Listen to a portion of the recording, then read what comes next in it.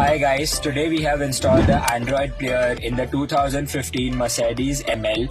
As you can see, this is a 9-inch Android player which comes with 4GB RAM and 64GB storage and comes with almost all the useful apps that you need in your day-to-day driving.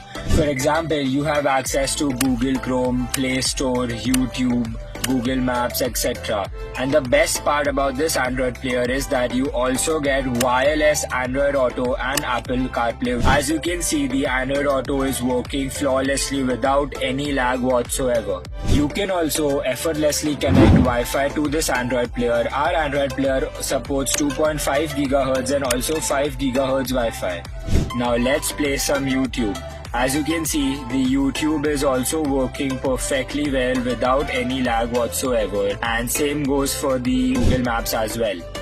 One interesting feature about this Android player is that you can use both the apps simultaneously in the split screen mode. That's right guys, you can navigate your way via this and simultaneously watch YouTube on the other half of the screen.